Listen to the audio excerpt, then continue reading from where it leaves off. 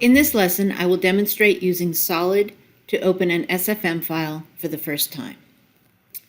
In my Windows Explorer window, I have a file that's a standard format marker file, an SFM file.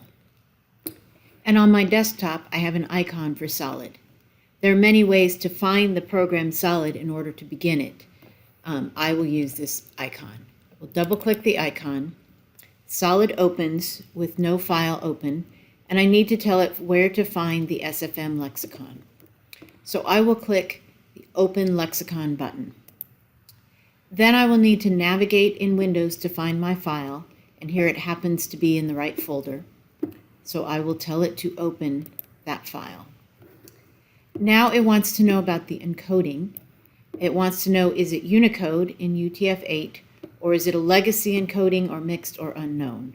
And it attempts to tell you whether it can read all of the characters in the file under either encoding.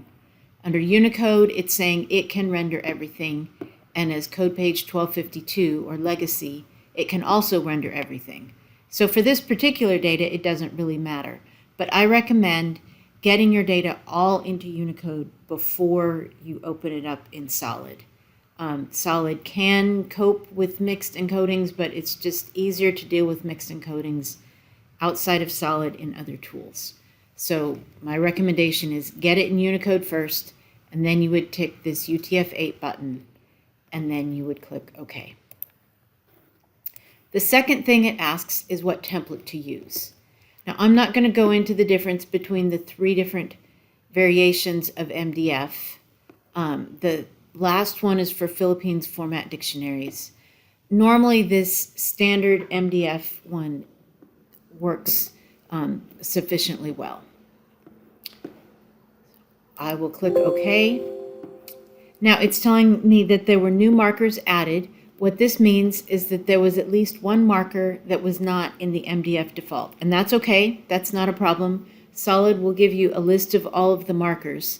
The fact that all of the other markers were part of the MDF standard means that SOLID will be able to guess their structure in the hierarchy and what fields they should map to and all of that. Now, the assumptions of MDF may or may not match my database, but at least it's starting with something, and then I can adjust it. So I will click OK, and it takes a little bit of time, but now the SFM file that I opened is open in SOLID, and now I'm ready to do my work. Now, once you've done some work in SOLID, you may need to click the Save button, and then you can exit. You can either use the red X up in the corner, or you could do File, Exit. I'll choose File, Exit for now. It asks if we should save changes before quitting, and I will say yes. And now you notice that in my Windows directory, there's a new file. Now, the .text file was my SFM file that I opened, and it was 248K. This other file is quite a bit smaller, and it has a .solid extension. That is the settings that go along with this particular SFM file. It's not my data, it's just the settings file. But these two files go together. And if I want to open SOLID again with this particular file open in it, then all I have to do is double click on the settings file for it. So I will double click on that, and we can see that SOLID opens and my data file is open there. So when there's a file that ends with the .solid extension and you double click on it, SOLID looks for another file that has that same base name. And so that's an easy way to pair the two files.